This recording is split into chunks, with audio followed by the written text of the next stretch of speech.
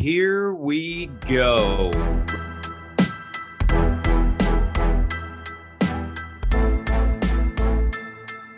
Welcome to the 9 Route Fantasy Football Podcast.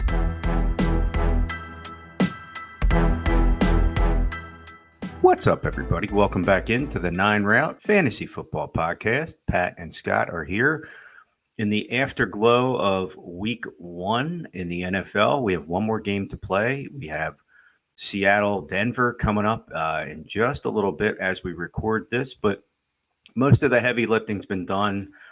Thursday night, we had a heck of a game. Rams, Buffalo. Buffalo really kind of took them to task, and the slate yesterday was amazing. Again, you really got to see a lot of your picks, your prognosticating, all come down to 1 week, and now everybody is, manning the bridges for all the calls you didn't make and guys you circled your wagons around. But hopefully everybody out there did pretty well. I myself had a little trouble of my 8 leagues. Looks like I'm going to go 1-7, but it's week 1. And again, things happen for a reason. So we'll see what happens on that level. Pat, I know you're in a few yourself. How'd you make out yesterday? I think I'm going to basically go 500. I mean, assuming Cortland Sutton has a halfway decent game tonight, I should go 500. I think I have him in almost every league. So just hoping that he has a decent game and gets me up to about 500. I know in some of your leagues, we were talking before the podcast here that, some of your teams that you lost this week were a little, some of those teams you're kind of rebuilding whatever. So yeah, the one dynasty. It's not a true 1-7. You're kind of, I probably count 1-4. Yeah, I was gonna say out of the ones that actually, you're trying to win. Like in our league of record, you didn't have a pick until the 9th round. You're not really expected to compete in that league. So nope. You got some pieces though. So if you want to try to build from there, you probably can. But I think go ahead. No, I was going to say, yep, these guys are available. If anybody's listening, just send offers first and seconds only. And one of the dynasty leagues, I just went full tank from the jump. But no, I know what you mean. But it's still disheartening, to wake up in the morning and think, man, I suck that bad. But hey, again, it's week 1. We'll see what happens. Yeah, and it's just like week 1 in the NFL as far as, some of these teams that we may have thought were going to dominate their matchups that ended up, not necessarily doing so. I mean, I think the Bengals were a pretty big favorite against the Steelers. They end up losing in overtime. 49ers were a real big favorite against the Bears and end up losing. Now that game had a little bit of an impact from the weather, but it was still, both teams have to play in it, and both teams had good rushing quarterbacks. And, I still expected the 49ers defense to show up, and, that just didn't happen. A couple other good games that Colts and Texans came down and we got our first tie of the regular season in week 1. So I'm sure Colts fans are probably not happy about that. Texans fans may be a little bit more happy, but a lot of really good games and some surprises. The Giants get a win over Tennessee, which I thought was a little bit surprising. So what we're going to do today, hopefully here, is get into some of these things that we saw in week 1, some of the things that we learned, and hopefully put some of those observations to use and make some changes to our fantasy rosters. We're going to do our week 2 waiver wire pickups, and we're going to do our start sits for week 2 as well. But before we do that, we want to announce the winner of our signed Darius Slay jersey giveaway. The winner of that contest was Odine Horn of Powder Springs, Georgia. So we got that. Yeah, there we go. That's a real clap. That's not even a sound effect. Hey, we try hard here at the 9 Round, folks. Let me tell you, it's real. This isn't fake. This is real. But yes, congratulations, and that jersey is in the mail. So hopefully you should be receiving it soon. Hopefully before this episode comes out, you would have received that jersey. So congratulations once again. And again, for our future contest, folks, make sure that you're following us on social media. We are at the 9 Route 1 and at Scott from Delco. And if you have any questions or tips or anything you want to hear us talk about on the podcast, please feel free to email us at the 9routeFFB@gmail.com. And I actually had somebody tell me, is it 9 spelled out, or is it the number 9? Everything that we have is the number 9. So the 9routeFFB@gmail.com, our website, www.the9routeFFB. It's all the number 9. So when you're going online to look for us, or if you're looking for our podcast, whether it be on, Apple Podcasts or, iHeartRadio, wherever you're listening to your podcast, put in the number 9 and then route, and that should pop up. So we got anything else? You would just jump right into the news. Well, I mean, no, congratulations, Odine. I mean, we're glad to get that out. And again, that just shows people, if you're listen, subscribe, get involved in our contest. We're having a lot of fun doing this. This is year 2. So again, more jerseys, prizes coming out for those that might be interested. And again, we hope that our biggest thing is we hope you enjoyed listening, and we hope that we can help you, maybe just make that one gut call or give you a little bit of a, agreement in something that you thought on your own, or make you learn something new. Again, we're doing this ourselves. We're having a good time, but at the end of the day, we just really want everybody out there to really enjoy it. We have a lot of fun doing it. So yeah, no, let's definitely jump in. Time for the news. The injury news. Wouldn't be a week of football without injuries. No one's ever fully healthy. We know that is a fact when you listen to some of the veterans when they talk. Even if they're healthy and available, they're never going to be 100%. Nobody is. Everybody is day to day, literally. Everybody's banged up at some. Yeah. Some of us, self-induced, and some, not so much. But probably the biggest news to come out of yesterday on the injury front, if you were watching Sunday Night Football, was Dak Prescott, a fractured thumb. It was kind of like a freak injury. Wasn't anything crazy, just forward motion of a throw. Got involved with a defender coming at him, and it's looking like a 6 to 8 week timetable for Dak Prescott. I just heard that he did have surgery today. It was successful, and the 6 to 8 week timetable is what they're looking at as far as a return for Prescott. So that's been confirmed by the surgeon that did the surgery for his thumb. Yeah. He actually did better, considering the game that he had. He did better than Aaron Rodgers in our league of record, if that says anything for you. Well, the injury did happen very late. I think he came out, less than half or more than halfway through the fourth quarter. So he got to play most of the game. I mean, you wouldn't have been able to tell by the score anyway, because the Bucs just completely owned the Cowboys in that. That was brutal. So, I almost felt like I should feel bad for Dallas, but to get beat that bad and lose your starting quarterback, that is not the way you want to start the season if you're any team. Speaking of not starting the season well, Elijah Mitchell also injured. He played about a quarter and then came out of the game. He was actually doing pretty well. I believe he was 6 for 41 on the ground. Not doing too bad. And then turns out he sprained his MCL. Also looks like about a 6 to 8 week return for him. Those MCLs they're tough, because even after, it's like it's just like any other sprained, muscle, joint, tendon, any of that stuff. The risk of re-injuring those things after you come back is a little bit higher as well. So Mitchell's a guy that performed well last year, but did miss a few games here and there due to injury. Looks like he's going to be out for about half of the season to start this one. So I'm not really sure if you have him on your roster. Hopefully you have an IR spot you can throw him in. If not, with the way San Francisco works, he may come back and not have a job anymore if somebody else is playing well behind him. We're going to get into some guys to pick up from that, from the 49ers in our waiver wire pickups. But tough break for Mitchell, because he looked really good last year and looked pretty good to start this game against the Bears, even though like I said, the weather was pretty crappy down there. Yeah, Trey Sermon was let go. Eagles actually picked him up right after that. Tyrion Davis-Price and all those guys, like you said, we'll talk about. But it is a tough blow. You hate to see that happen, and maybe the weather had a factor. Speaking of another injury that doesn't maybe seem as serious, X-rays were negative, but Mac Jones, they think it was more of back spasms, but he was having some issues. Obviously, Brian Hoyer and rookie Bailey Zapp were ready, willing, and able to help out down there, or up there, I should say, in New England, depending on where you help them lose. Yeah. Well, and again, that team itself does look like they might actually be in the death throes of, the dynasty that they had been. Again, Brady long gone, the coach is there, but it's a weird thing with the offensive coordinator stuff and everything else. But seeing Mac Jones again struggled, and Miami's hungry. They had been getting beat up for years by that team, so those division games are definitely going to be tough. But I think Mac Jones is a decent quarterback, but at the same time, with what they've given him as weapons, they got Devontae Parker. That's great. But again, for 213, 1 touchdown, 1 pick, fairly pedestrian, lost a fumble. And again, if your back's hurting from trying to carry your team and you can't do it, it's not your fault. Things happen, but it definitely stinks to see again another week 1, especially with the quarterback. That's the top position in the NFL. Yeah, absolutely.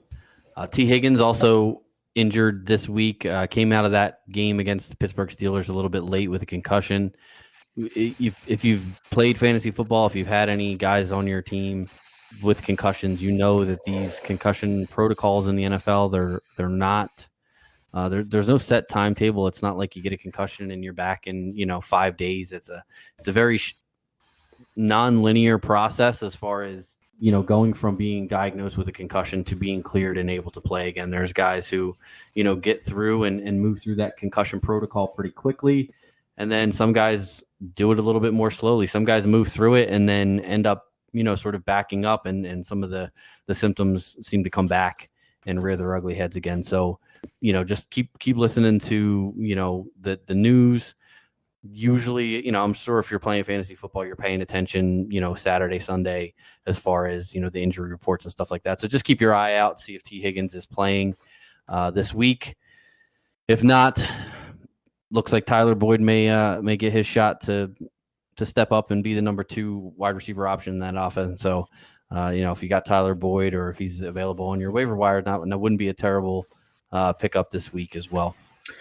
No, Boyd's always been a pretty good wide receiver. Just kind of got, pushed down to the 3rd spot based on Higgins and obviously Jamar Chase. But yeah, Boyd's definitely going to be a guy. Hayden Hurst there as tight end might get a little more involvement too in the passing game. You never know. Also, Keenan Allen.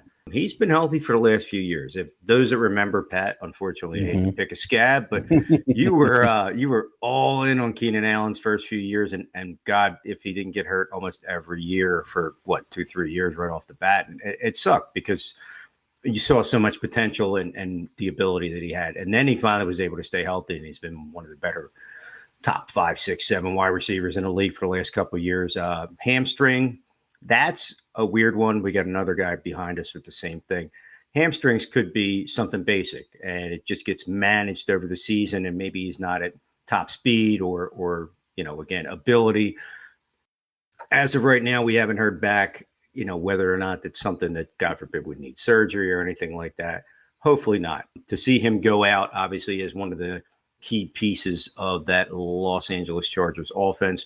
Everybody likes themselves some Mike Williams. DeAndre Carter, former Eagle, love you, had a heck of a game stepping up, and some people were high on him.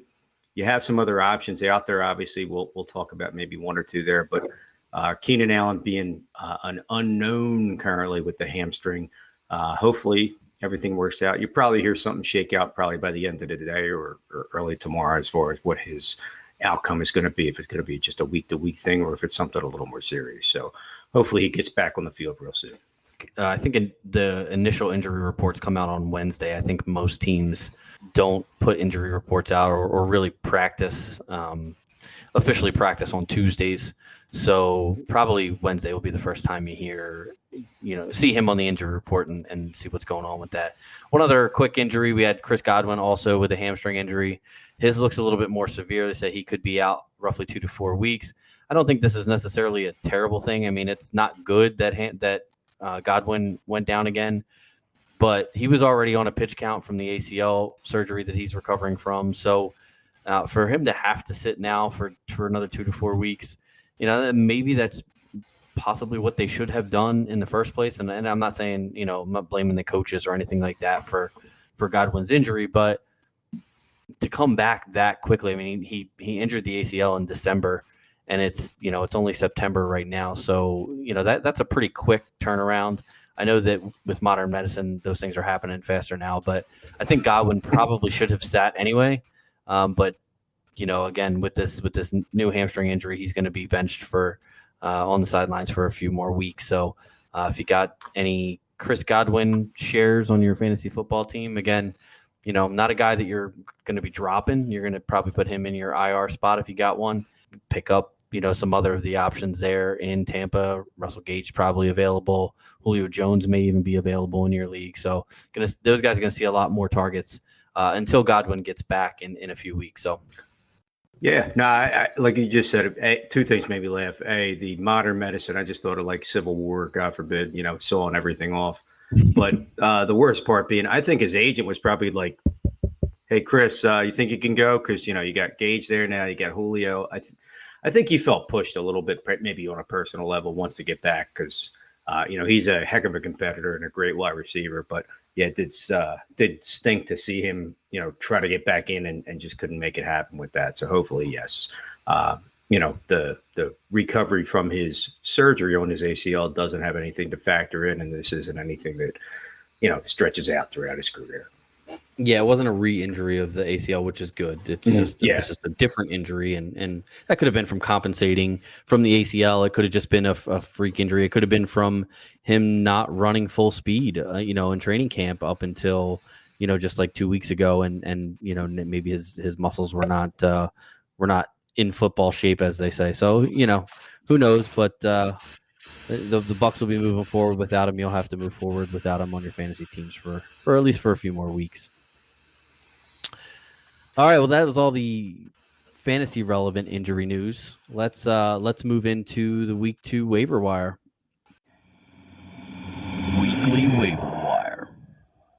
All right, so Jeff Wilson is the top of my list. I know that Scott and I both added a few different guys to this list. We're going to talk about a little bit about both of them, but Jeff Wilson Jr. was the guy who came in for the injured Elijah Mitchell, took most of the running back work after Mitchell was hurt. Has been number 2 on the depth chart since basically the middle of training camp, and does seem like the most reasonable option to sort of take over as the number 1 running back there in San Francisco. You had mentioned Tyrion Davis-Price, who was their, I believe, 3rd round or 4th round pick this year, and he looked really good in training camp as well. So he's a guy that you might want to stash on your bench if you've got an extra bench spot. Go ahead and pick him up. I've also heard a lot of good things about an undrafted free agent that they signed, a kid by the name of Jordan Mason. I know he's already picked up in a few of our dynasty leagues. His name's been floated out there in some of the deeper fantasy circles. He's the type of running back that Shanahan likes, and he's a little bit bigger bodied, the type of body who can sort of take an NFL pounding workload, so to speak, and Shanahan does like him. So I wouldn't be surprised to see him mixed in a little bit and possibly getting some more touches later on down the road. If he looks good, he could potentially.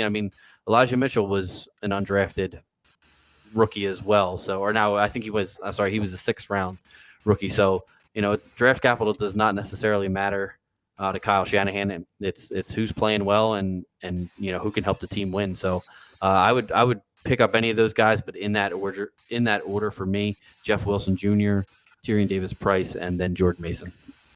Next up, we're looking at a running back who was cut right at the end of training camp and quickly signed. I personally had Mike Davis on my team starting, figuring, okay, Kenyon Drake, you get picked up. Maybe you've got to learn the playbook. Nah, it didn't quite happen that way. The Ravens love to run the football. We know that for a fact. And Lamar Jackson is the de facto RB1, all jokes aside. But for Mike Davis, 2 carries, 11 yards. He averaged 5.5 a carry. Hey, if I got points for that, that'd have been great. But now Kenyon Drake looks to right now maybe be the top guy. He's got fresher legs. He's got the Alabama pedigree. He had 11 carries. He also had a reception for 15 yards on 1 target. So, again, it wasn't like he was being utilized heavily out of the backfield. That offense is in a little bit of a flux, so to speak. Obviously, Hollywood Brown leaving left a little bit of a hole. Rashad Bateman, Dever Duvernay finally stepped up and looked to maybe be the kind of player they thought they were getting out of Texas. And we know Mark Andrews is there as well. I think that, Mike Davis, we still try to harken back to him maybe saving your season if you had McCaffrey go down a few years back in Carolina. Couldn't get done. much in Atlanta with a big free agent contract, and then slides over to Baltimore, which everybody's waiting for J.K. Dobbins, maybe Gus Edwards to come back from injuries. But it still looks like he got Wally pipped in a sense almost here where, Kenyon Drake is the DJ to me being Mike Davis. No, just kidding. No, it definitely looks like that. He's a guy, honestly, if the Eagles or a lot of teams I think we're probably interested in, but Baltimore with that run first, pounded style, he could be a guy that, again, if he's getting 11 carries in game one, he could be 15 to 20 carries a game, getting yardage and maybe making some plays out of the backfield. So maybe a solid flex pickup for you. But at the same time, he definitely looks to be the top running back in Baltimore. Curtis Samuel is also on our waiver wire list. He ended the game against Jacksonville with 11 targets, which led the team. Went 8 for 55 and a touchdown. Washington actually quietly had a pretty decent game on offense. Started out pretty slow, but they did start to come back there and sort of make things happen as the day went on. Curtis Samuel was a big part of that, caught a lot of those really short passes the way he does. That's kind of his thing, averaged 6.9 yards per catch. So not a guy who is really an explosive, deep ball guy, but if you're playing in a PPR league or, sometimes even a half PPR league, anybody who's getting double-digit targets in a week is worth putting on your bench and seeing how it shakes out. Now, Terry McLaurin only had 4 targets this week. That could completely flip-flop next week and is likely to do so. I mean, McLaurin is still, the most talented receiver on that offense, at least I believe. This could have just been one of those boom games, but as we learned last year, you want to pick these guys up early and just stash them on your bench, see if the usage continues. And if it does, you've got yourself, a really good player for free. If it doesn't, what's the big deal? You just drop him and you pick up somebody else and you hope that, the person that you pick up becomes something. That's kind of how you should be rotating your bench at the beginning of the season is grabbing these guys who've shown that they can do something in week one and then, see if they can sustain that moving forward. Speaking of double-digit targets, we have Donovan Peoples-Jones. He has been, quietly had a good game here or there for maybe a few minutes, but now looks like he might be the lead wide receiver in, Amari Cooper, it's his first game. I get it. Everybody's going to be higher on him, but Donovan Peoples-Jones, 6 catches, 60 yards, 11 targets. Amari Cooper finished second with 6. Again, first game, obviously, sure. Jacoby Brissett is not Deshaun Watson. He's not Baker Mayfield. He's Jacoby Brissett. He's a good quarterback, can manage games and things like that and managed to walk out of there with a win. Ironically, Baker Mayfield coming, back to face his former team and everything there kind of worked out in Cleveland's favor. A big field goal at the end won the game, but beyond that, both quarterbacks didn't kill it. Donovan Peoples-Jones is, out of Michigan. He's been in the league for a minute, so people know who he is. And again, once in a while he gets a big game and people jump on him. Could he become the de facto number one or just be a favorite of Brissett? The guy's going to be playing more than half the season. So if that's the case, I think Donovan Peoples-Jones is probably worthy of a bench spot. Again, based on certain matchups and things of that nature, he could even be worth a flex or a wide receiver 2 start if this stays to be a trend. If he's getting somewhere between 7 and 10 targets a game, it's probably a pretty good shot. Now, granted, Amari Cooper probably drew the best cornerback coverage and man-to-man shadow coverage, things like that. But to be able to produce on that level for the sake of maybe a touchdown, suddenly Donovan Peoples-Jones is in a whole different stratosphere that we're talking about now, closing in on almost 12 points in our league of record.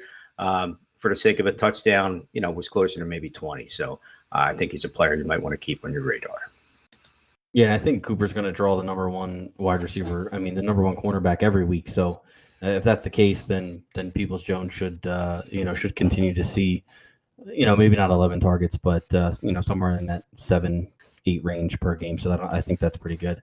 In that same game, however, Robbie Anderson Yeah, that Robbie Who? Anderson. Who? Yeah, exactly. He actually led the Carolina Panthers in targets with 8. Finished 5 for 102 and a touchdown. So I'm talking at 20 fantasy points. He finished just over 21.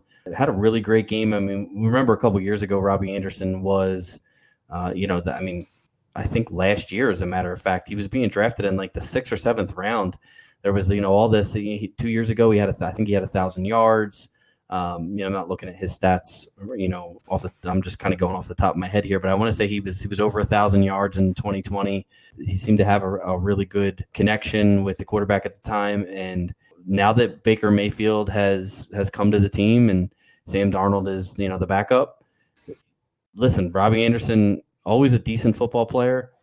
Even back when he played for the terrible Jets, he had some really good games, had some good connection with his quarterbacks back then. So he's not, he was actually, if you remember, he was contemplating retiring this year.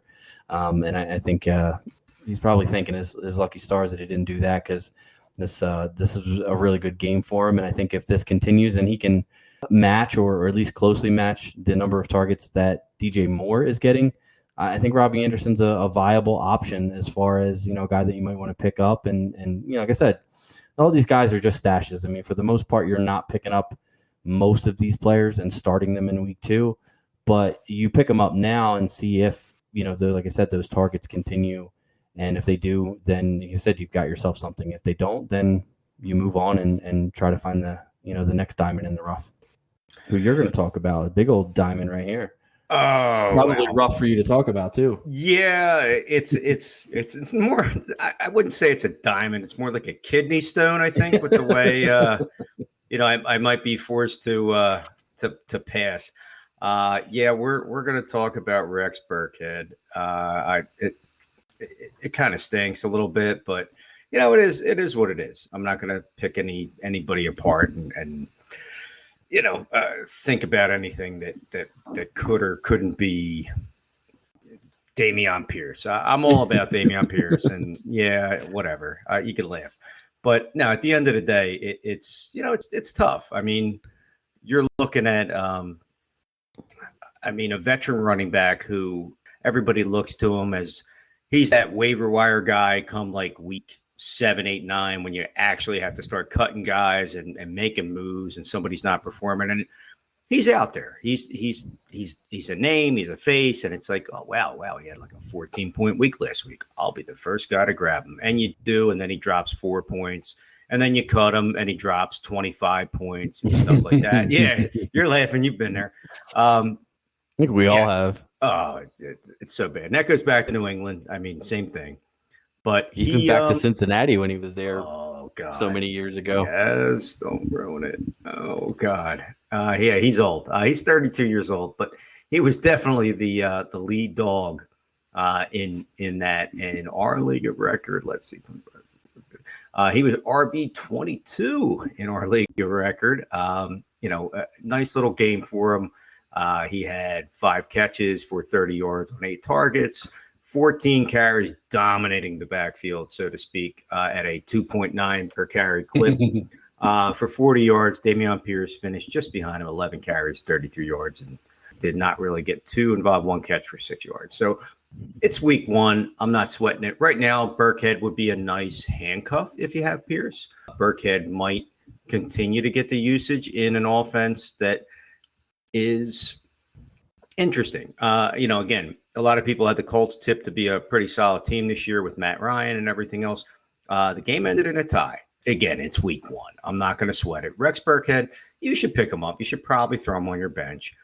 Is he a flex start? Not just yet. Rex in the flex is probably a couple weeks away. I think Pierce, through practice and getting his first game jitters out of the way, should probably start to slide into a little bit more involvement. Yeah, Rex Burkhead is definitely worthy of a pickup, if you have an open roster spot or somebody who, after week 1, you just don't have that feeling about. Yeah, I like it. Flex Burkhead. I think that's what we're going to call him from now on. It's a good nickname. Because that's about all he's ever going to be good for. You're never putting him in your RB2 spot. I mean, RB1. Yeah. Another guy from the Washington Commanders, Jahan Dotson didn't have a huge target game, but did look impressive with the few targets that he did have. At 5 targets, 3 catches for 40 yards, had 2 touchdowns. Carson Wentz definitely looks for this guy in and around the end zone, which is a good thing, especially if you're playing in a half or in a non PPR league, in a standard league. You really want to target those guys who are going to get some touchdowns, and it looks like from the preseason, from us being Philadelphia Eagles fans here, we follow all of the other teams. At least I follow all of the other teams pretty closely on social media in the NFC East, and a lot of good things coming out of camp about Dotson, and it showed in the first week. So, definitely a guy that you want to throw on your bench and see how things play out. I think Washington could be one of those teams, and Carson Wentz has always been one of those quarterbacks that spreads the ball around. So I think between McLaurin, Samuel, Dotson, and if you look, Antonio Gibson had a great game receiving as well. Wentz is a guy, and he's always been successful because he has been a guy who takes what the defense gives him. And he did that this week. And, all of these guys got a little bit of action. I think moving forward, you could see, a different guy each week sort of having that breakout week. So it may be difficult to start some of these Washington receivers, but I do suggest picking them up. It was kind of like, if you remember last year, we did a lot of waiver wire talks about the Arizona Cardinals wide receivers, and there was some AJ Green talk, and there was some Rondale Moore, would have a game, and then, it would be different guys, different weeks. I think that the Commanders could be heading in that direction this year with their wide receiver core. Yeah, definitely looks like there's some potential there. And I know you and I had talked maybe on and off mic, not camera, not just yet. But that, people are not ready for that. We're getting there. Big face reveal coming up. But we are, we talked about, Carson Wentz, and I think you were a little less high on him. And I felt like, maybe he had a shot. I love the Bronco. I love Carson Wentz. I know things fell so far, so fast in Philadelphia. And to see him go, it really stunk, because I think for a lot of our fans, it thought was, this is our guy, 2017, cruising along. And then the injury. 2018 was like a weird season where it was a rush to get back, still injured. He leaves after 2020, long story short. And some things weren't maybe as kosher leaving. That being said, he goes to Indy, has a meh season, but it's his first year, and, it's a restructured team. Jonathan Taylor kills it. The ownership didn't like him and got rid of him. He moves on to Washington and had a heck of a game week 1 against Jacksonville, ironically against his former head coach from the Philadelphia Eagles, Doug Peterson, who is now in charge of the Jacksonville Jaguars. He put up his 10th highest yardage total in his career in this game. He tied his career high in touchdown passes in this game. I think overall, he's probably going to really succeed. And I think, again, Jahan Dotson being a young, hungry receiver, Terry McLaurin with a legit quarterback, Logan Thomas coming back from injury. It's going to take him a little bit he had a pretty tough injury, and he's not a kid anymore. It's going to take him a minute. Antonio Gibson, who went from a thing to not a thing. Brian Robinson, we hope you're doing well. We hope you get back soon. Is a thing again after this week. So suddenly that's a very dynamic offense. Again, Jacksonville being Jacksonville, you could say whatever you want. But for us here, we looked at our division going, 3 of the teams won, 1 team didn't, Dallas. But Washington, out of those 3 teams, probably looks to be the most aggressive and scary on offense. And offenses are led by the quarterback. I think Wentz, just like he did in our league of record, finished as our QB2. Obviously, you got a couple guys left to go tonight. But at the end of the day, I think he's definitely worth a roster spot if you have a weaker quarterback. And he will be a waiver wire pickup, I think, no matter what. In our league and in a lot of leagues. I mean, Superflex right now, if you had him as a QB2, you probably did pretty well. I think. Yeah, congratulations. yeah, damn right. Yeah, congrats on your win. Yeah, Wentz is definitely a guy who, even coming into the season, I saw him as sort of a streaming option. If you waited on QB, I know there was a lot of guys. I was a real big Trey Lance guy. He looked absolutely terrible in week 1. So there may be some. We'll see how that shakes out by the end of the season. but Wentz may be a guy who Wentz may be a guy who can get you through until Lance sort of figures things out. Might be making some claims for Wentz myself in a few leagues. There he is. Yeah. OJ Howard, a guy, again, we don't ever really suggest picking up quarterbacks or tight ends, unless something crazy happens and a guy just has, a couple games in a row where he's got a ton of targets and just seems to be, a real integral part of an offense. We're mentioning OJ Howard because he did have 2 touchdowns on 2 targets, 2 receptions. Again, big guy, a guy that apparently Davis Mills was looking for in the red zone. And, if you can get that kind of production again, especially if you're in a standard league where, you're not getting points for receptions, touchdowns are the way to go. So if they're going to target OJ Howard in and around the end zone, he's not a bad pickup.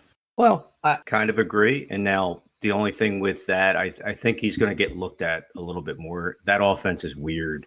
I'm not saying that you should, again, trade Mark Andrews and pick up Howard and start him at your guy. But again, Brandon Cooks is basically the wide receiver on that team. There isn't a lot of guys that fit as a second. Nico Collins had a meh game. Week 1, totally get it. But 2 catches, 38 yards. So he averaged 19 a catch. Both were touchdowns on 2 targets. Brevin Jordan's never been able to step up. Farrell Brown is basically a blocker. He had a catch for 17 yards. And again, that was a weird game, a little bit of back and forth. I kind of think he's going to be a sneaky play. My early is just him ending up on that team and being looked at that quickly. He's got, Pat, I think he's got top 10 potential for tight ends this year. Just something about it. I really feel it. Yeah, well, with 2 touchdowns, he's probably already halfway there. It doesn't really take much to break the top 10. But you're right. I mean, if he is making that much of an impact that soon, then yeah, I'm sure it's a possibility that more to come is likely. Well, when we play Houston in the Super Bowl, I just hope that OJ Howard, doesn't tear us up. Right. All right. So another guy that we're going to recommend picking up at least for a week, maybe not even a week, but Josh Palmer from the Los Angeles Chargers. With the Keenan Allen injury timetable being unknown, Palmer's a guy that you can pick up and would be the wide receiver 2 there behind Mike Williams.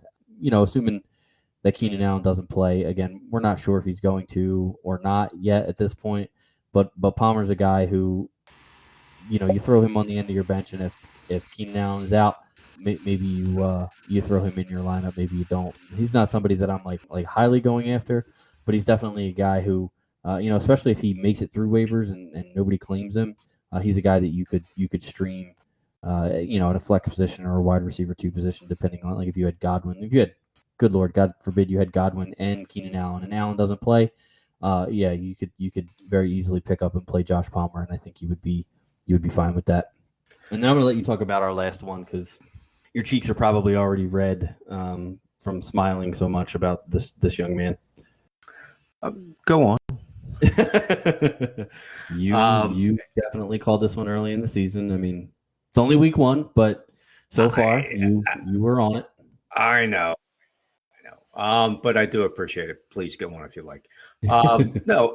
Again, mostly I'd say the majority of fantasy football players play PPR, points per reception. And there's a young man on the Tennessee Titans, handsome guy. I'm married, no shot. But Treylon Burks? He's young guy. What are you talking about? Totally handsome, totally young, totally a rookie. Yes. Who had a nice game considering all the ups and downs. Real quick sidebar, yes.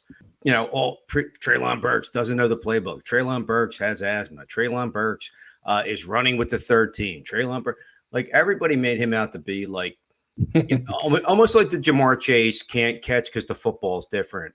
And that was red flags all over the place. Wait a minute, this guy's going to be like Jerry Rice. Yeah. He had a very nice game for his first game of his career, and being a first-round pick, absolutely. Should have won the game. Randy Bullock, we're not going to go there. But Kyle Phillips out of UCLA, 6 catches. The other rookie. Oh, yes. Oh, they have multiple rookies. They even have a rookie tight end. They had Kyle Phillips out of UCLA. 6 catches on 9 targets, 66 yards, had a big play at the end to get them down to the point that they should have, would have, could have won the game. this kid has Cooper Kupp written all over him. I'm sorry. Like it's. I mean, they're both like blonde. I get it.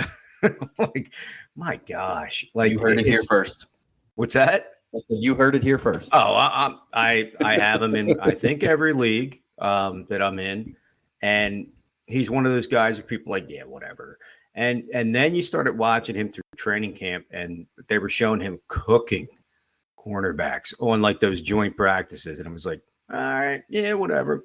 But when you watch his moves, and it's Cooper Kupp, it's Hunter Renfrow. I know you're not a big fan. But it's also him and it's Kyle Phillips, or these little shifty guys underneath that do the, like it's Talladega Nights. It's shake and bake, boom. And you just see them pop and they come out of the slot and nobody's within like 7 yards of them. And people are looking around like, how is this guy open?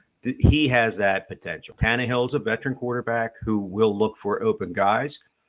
He also had a little bit of a connection in the preseason with Malik Willis, who is waiting in the wings. I think he's a player. If you're in Dynasty right now, get Kyle Phillips, because I really think that he's going to be that kind of a player for down the road. I love the player. I think he is the next guy that's going to be like that again, as long as he has good quarterback play. And Treylon Burks and him will play off of each other very well, almost like Woods and Kupp kind of played off each other a little bit there in the beginning. I think you're going to see that kind of happen, and he strikes me as that player completely.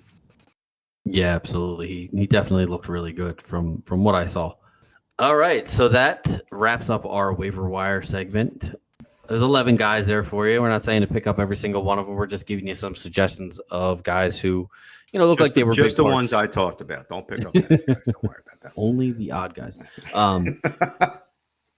No, we want to give you some options if you're looking to, you should always be looking to improve your roster. Obviously, you're not picking up all of these guys because you probably don't have that many guys to drop. If you got a guy on your team that just, completely disappointed, maybe he was one of those guys that we talked about in the preseason where it was like, hey, let's see what happens week one. Let's see, what this guy's role in the offense is. And that role ended up being a lot less, than you were hoping, I guess, when you drafted him. We saw as maybe being a possibility. I think it's safe to drop some of those guys now and go out and grab, especially a guy like Jeff Wilson. Like, he's more than likely going to be the starter for at least the next couple of weeks. I think, you definitely need to get out and grab him. As far as like some of these other guys like Kenyon Drake and things like that, like we know that J.K. Dobbins and Gus Edwards are eventually going to come back. Mike Davis may have a bigger role. I'm not huge on Drake, but again, if he's getting 11 carries, go ahead and pick them up. And then some of these other guys, as you move down the list, put them on your bench. Like I said, see where they fall coming forward. And then, if they continue to kind of rise and be a bigger part of the offense, then you found yourself a gem. And if they don't, then, you just replace them at the end of your bench with somebody else. Let's get moved into our start sits. I don't want to run out of time because these are sort of our favorite things to talk about here, the start sits. Start sits. You know what? Let's do this. I will run through my starts, and then you run through your starts, and then I'll run through my sits, and then you run through your sits, and we'll do it that way rather than going back and forth. You are so organized. I appreciate it. Thank you. I try. Yeah. It's the military training, and just seeps into everything I do. Sir, yes, sir. Oh, Captain, my captain. All right. So my start for this week at quarterback is going to be Carson Wentz. We just talked about picking him up. I think you could pick him up and absolutely play him this week, especially, again, if you're a guy like me who drafted Trey Lance everywhere. Carson Wentz may be in my starting lineup in quite a few leagues this week coming up. We'll have to see. I have to check all the matchups and see what's what. But Wentz looked really good. And he gets Detroit this week, who gave up 38 points to Philadelphia in week one. They did make it a game and kind of made Philly keep the foot on the gas a little bit there. And I think that if, Washington can play in that same fashion and Wentz can play well and can throw a few more touchdowns this week, I think Detroit is going to, their offense is decent. I mean, they're not great, but they're good. And I think that Detroit is going to surprise people and win a few games. And it honestly wouldn't surprise me if they won this game. But I do think that it has a potential to be a pretty high-scoring game, and so I'm going to start Carson Wentz versus the Lions this week. My running back start of the week is going to be Kareem Hunt. I also picked Kareem Hunt last week, but He's one of those guys who he's the 1B, I guess, of that running back group. And so a lot of people are scared to start him. But he showed again this week that, again, looking at fantasy points per game, I said this in the preseason, he actually outscores Nick Chubb for his career as far as fantasy points per game. Kareem Hunt is just an outstanding athlete. And when he touches the ball, he just does explosive things with it. So I think against the Jets this week, the Browns with a good defense should be ahead, should be running the ball. And in the second half, it seems like that's when Hunt does most of his damage. So I could see Kareem Hunt getting 12 to 15 carries, a couple catches out of the backfield, and being very RB2 flex worthy again this week for your team. My wide receiver start is going to be Hunter Renfrow. As much as I hate saying that, they go up against the Raiders go up against the Arizona Cardinals this week. Renfrow is a guy who did surprise me with the number of targets that he got. I was surprised that, Adams had, I think, 17 or something like that, some crazy number, which after the 19 target week one that Darren Waller had last year, this is kind of what I was worried about for Hunter Renfrow as far as his season long outlook. But the first week he had a decent game. And I think against Arizona, it's going to sort of be the way the Arizona-Kansas City game was this past week, where both teams are going to score. I don't think that Las Vegas's defense is as good as Kansas City's. And I think Arizona is going to score, and Las Vegas is going to have to keep up. And I can see Renfrow getting, somewhere in the neighborhood of 7-8 targets and catching most of them the way that he does, and possibly getting into the end zone this week. So I think he's a good start, especially in your PPR leagues. Start of the week at tight end for me is going to be Evan Ingram. He didn't have a great game week one versus Washington, but he was, I think, second on the team in targets. And he's an athletic guy. I think that there's a chance, especially against Indianapolis, who last year was one of the worst teams in the league against the tight end position. They also, again, gave up 2 touchdowns to O.J. Howard, who literally just walked into the Texans locker room, I think, on game day and put his uniform on for the first time and somehow caught 2 touchdowns. So I'm not saying Ingram's going to have 2 touchdowns, but I do think that there's a possibility that, against that Colts defense that just, for whatever reason, bleeds points to the tight end, I think you could do worse than Evan Ingram this week if you were looking to stream a tight end or, play a cheap tight end option in like a DFS league or something like that. And my start of the week at the defense position is going to be the Pittsburgh Steelers. Not really much of a surprise considering what they did to Cincinnati this past week, at least for the first 3 quarters of that game. The Steelers defense was completely dominant. With New England's situation, their offense not looking too great. Last week, the Mac Jones injury, not even knowing if he's going to be the starter. They may end up having a backup quarterback. New England doesn't have a ton of talent on offense. They have a bunch of good players, but they don't have any really great players. And I think that it's going to be difficult for them to move the ball and score against the Steelers. And if Brian Hoyer's in there or an injured Mac Jones is in there, I think the Steelers have an opportunity to really kind of tee off on those non-mobile quarterbacks and get quite a few sacks and maybe a few turnovers. All right. Looking to start this week. I think Kirk Cousins against the Philadelphia Eagles. Not that Jared Goff had the greatest game in the world, but the Eagles defense showed that they could bleed some points. They did have a pick 6. And Goff is a bit of a mannequin, but Kirk Cousins coming off a very nice game against the Green Bay Packers. Again, not a vaunted defense, but 23 of 32, 277, 2 touchdowns, and that wide receiver of Justin Jefferson, who a lot of people have him pegged as the best in the league. A lot of people drafted him in a top 5 pick. He showed up 9 catches, $184, 2 touchdowns. Maybe they caught Green Bay sleeping. I don't know. But Kirk Cousins has been great. He's had some of his best career totals against the Eagles, both as a member of Washington and also at the Vikings. To me, I think he's really going to be a guy that could be – he's got top 5 potential. If the Eagles defense rallies their wagons, maybe not so much so. But I think he's definitely worthy of a start. He's definitely a top 10 quarterback this week. Moving on quickly to Antonio Gibson. We talked briefly, speaking of Washington, that Brian Robinson not being a factor in the backfield and J.D. McKissick playing a second role. Antonio Gibson had a terrific game. Carson Wentz seemed to get him involved. Obviously, the running is not his, but in the passing game, he definitely was involved. He had a flat 20 points in our league of record, PPR, of course. 7 catches for 72 yards, 58 on the ground. A touchdown would have propelled him into top 5 category. Next, I like Christian Kirk. I think he's going to really be what they thought he was, the wide receiver 1 against the Indianapolis Colts this week. He did have a nice game. 6 catches, $117, just missed out on a touchdown, 12 targets from Trevor Lawrence, who is going to be looking to spread the ball all over the field. His college roommate / buddy, Travis Etienne, don't know if they're roommates, was second fiddle to James Robinson, so he isn't as much involved in that offense as we thought. I think that overall, again, Christian Kirk is being paid to be that guy, so he is going to get the targets. He is the wide receiver 1. Marvin Jones, only 6 targets. Zay Jones had 9, so you combine those two, 15. Still, the lion's share goes to Kirk, and I think he's that guy. Following up with our tight end, my pick this week is Gerald Everett. I think with the Keenan Allen injury, that's going to be a pretty decent factor. I think Justin Herbert really got him involved quickly yesterday. He had some really big plays for them. Chain movers, 3 catches, 54 yards, had a touchdown, 3 catches on 4 targets. He averaged 18 yards a catch. So again, if you're getting bonuses for maybe 20 yards, 15 yards a catch, anything like that, he's a guy to keep in mind. You're looking at DeAndre Carter, Gerald Everett, Mike Williams, and Josh Palmer are going to kind of round out that wide receiver core. Obviously, Austin Eckler out of the backfield. So for a tight end, I think this week that Everett against Kansas City, that always likes to bleed points. Zach Ertz had a nice game against them, even though they smoked the Cardinals this week, is that guy.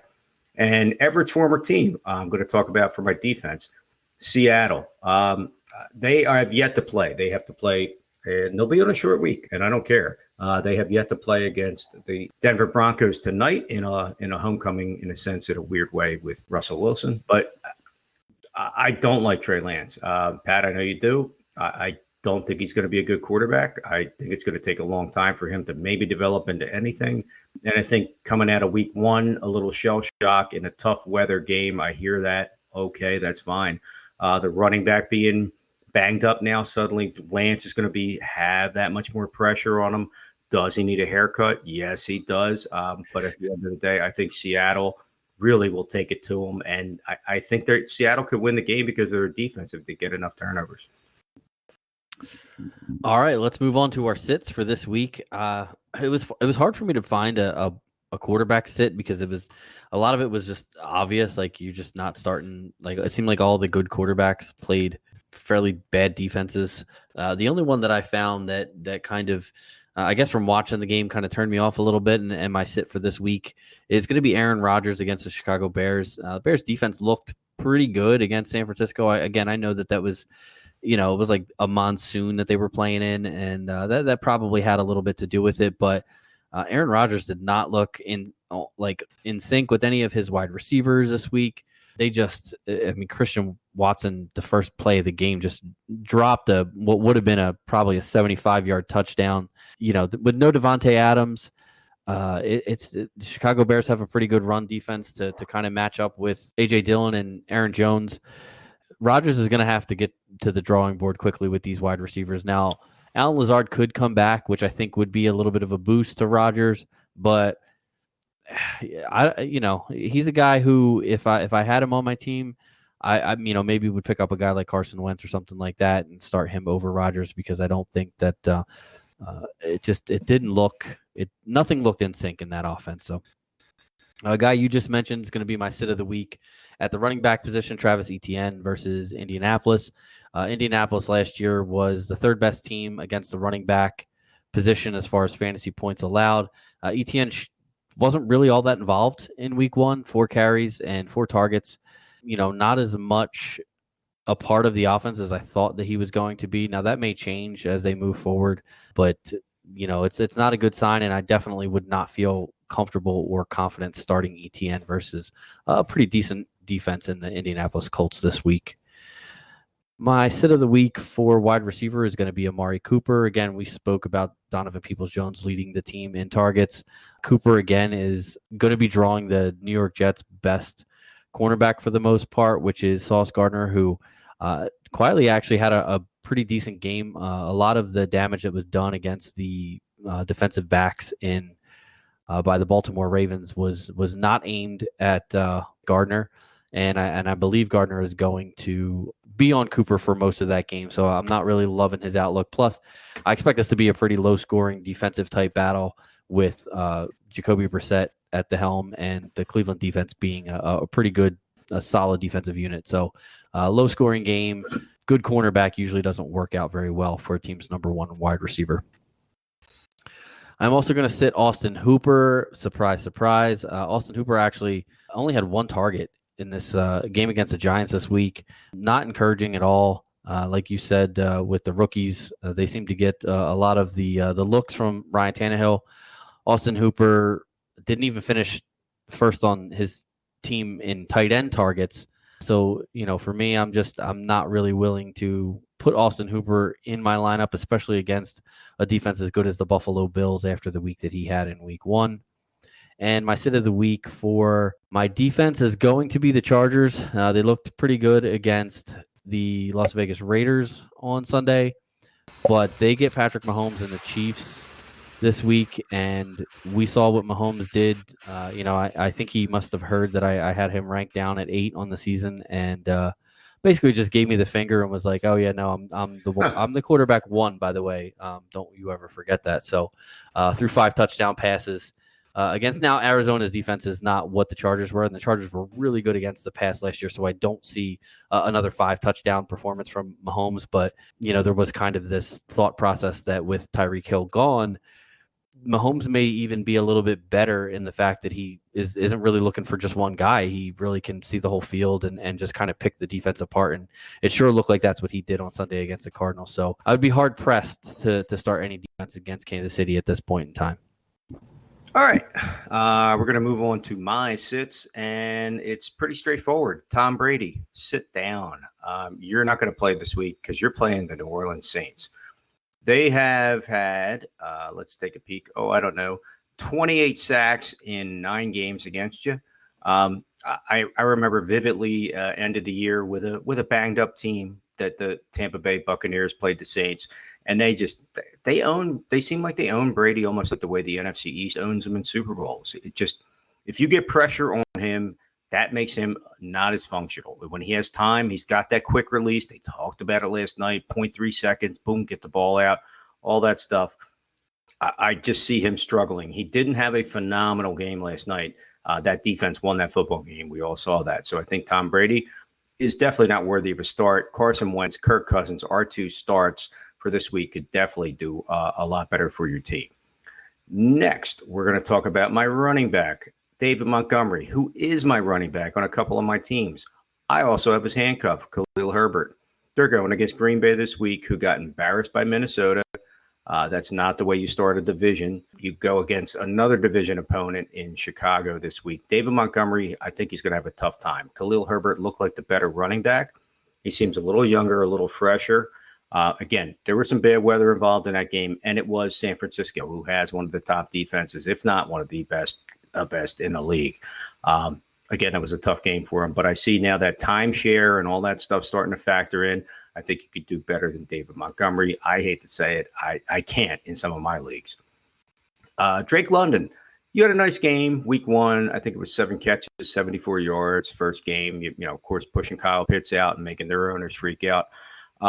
Guess what? You're going to have to play against the Los Angeles Rams, Super Bowl champs, coming off of a really tough home game opening night against, the Buffalo Bills that just ate the quarterback alive and all that.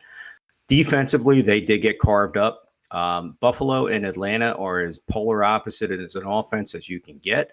And for some reason, I think Jalen Ramsey has a little something to prove. I can't say that he may be shadowing, but I think he's going to be hungry enough and intimidate the heck out of this kid. And he has no shot this week to be a viable option. He should be on your bench this week.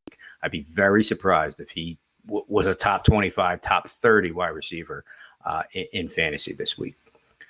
Logan Thomas just made his way back from injury and had a reasonable game. Looked like he could get back to his former self. The reason I'm saying that you shouldn't get interested or itchy to start him with Carson Wentz and think that maybe he's got a shot. They're playing Detroit. Now you say, yeah, right, whatever. Just watching the game last week, Dallas Goedert did not have a great game. Again, I'm not high on him as a tight end, but their pass rush, although they didn't get to Hurts a lot, they made that offensive line that's arguably the best of the league look pedestrian a lot during that game. Jalen Hurts had to tuck and run a lot. You could say it's the quarterback. You could say whatever. But I think that Logan Thomas is going to be in there more for blocking purposes than anything else. Could he make a couple plays? Sure. Is he going to get you more than 5, maybe 6 points this week? I highly doubt it. I think he's going to be in there to block. He's going to protect that quarterback. You're going to see McKissick. You're going to see Gibson, those guys underneath. They'll run some jet sweeps with Dotson and things like that, Curtis Samuel. But Logan Thomas, I would stay away. Don't get interested just yet. Let him build his strength up, and this is a bad matchup against Detroit. Finally, my sit on defense is the Chicago Bears. You are playing your owner this week, Aaron Rodgers. He owns Chicago. We know that. He told them. And coming off of last week, getting reacclimated, a new offense, like you just said, Christian Watson dropping passes, things like that. I think that they probably get themselves back in sync. David Bakhtiari was out. That's a big thing to be missing your bodyguard on those levels. And I think right from the jump, they just jumped all over Green Bay and weren't scared. The Chicago team, a little bit different. Again, you beat San Fran, but you beat them because of a bad quarterback and bad weather. This time around, I cannot see Chicago exceeding expectations. This strikes me as an Aaron Rodgers, revenge, get myself right type of game, 333, 3 touchdowns, that type of a game. So Chicago, sorry, there's no way on God's green earth you're going to start on my team as my defense this week. So you don't agree with my Aaron Rodgers start then, or my Aaron Rodgers sit this week, huh? You think he's going to blow the Bears up? Yes, sir. I just can't imagine. I can't imagine back-to-back weeks of him just poo-pooing it. And I know people are like, obviously he needed Adams more than, but Alan Lazard, people were like, yeah, whatever about him. But Lazard not being on the field, Sammy Watkins new to the team. Yeah, you got Randall Cobb, Romeo Doubs, as I like to say, is actually going to be probably the best wide receiver on the team. But, it's going to take a minute. And again, Watson disappointing with that drop, just kind of pushed everything. You can see the running backs getting used. Even if they game plan, Rodgers may not be a monster, but at the end of the day, I feel like he's going to be. And the running backs can make the plays, both out of the backfield, catching and running. I just can't see back-to-back weeks. Justin Fields, I think, is going to have a nice game, but at the end of the day, Green Bay's not going to drop back-to-back division games. I think that, again, Aaron is going to just tear them up. I'd be stunned if he had another bad game. All right. Well, that's going to do it for our episode this week. Hopefully, we were able to give you some good waiver wire pickups and some good start sits. We try to, same as last year, we try to keep these start sits with some guys that, you may be on the fence with. And, even in some cases when you're talking about Aaron Rodgers and Tom Brady, two of the best to ever do it, maybe not necessarily guys you're on the fence with, but guys maybe that you should be thinking about sitting potentially in your league. So, hopefully we were able to give you some good information. Again, please feel free to contact us on Twitter or on our email. Again, we are at the 9route1 on Twitter and at Scott from Delco on Twitter. Our email address is the 9routeFFB@gmail.com. You can email us with any questions that you might have, anything that you want to hear on the show, and we'll try to get that on there for you as well. And if you just have a general, start sit question, or should I pick this guy up, or should I play this guy, whatever, shoot us an email or hit us up on Twitter. We are always happy to answer your questions for you. And, that's what we're here for. We want to help you win some fantasy championships. And, it doesn't start necessarily in week 1 or week 2, but you do start to build that foundation. So, we do look forward to hearing from you all. Scott, do you have anything before we get out of here for the day? Again, Pat, like you said, hey, feel free. I know at the 9route is our normal Twitter handle. At Scott from Delco, feel free. Shoot me a question. I wouldn't mind answering, getting a little involved, other than scrolling through all the political quagmires on Twitter and everything else in between. But at the end of the day, Mickey's and Tuckerton, appreciate you guys. I know you're kind of our unofficial sponsor, so to speak. And again, we do appreciate you guys have great food, great atmosphere, great drinks. The owner's the best. And we appreciate you for being on board and listening and supporting us as well. Maybe try to get you an autographed jersey there as well someday. But at the end of the day, we appreciate everybody listening, and we just love doing this. And, we look forward to talking to you again next week. with week 3. Good luck this week, everybody, and we'll see you then. Peace.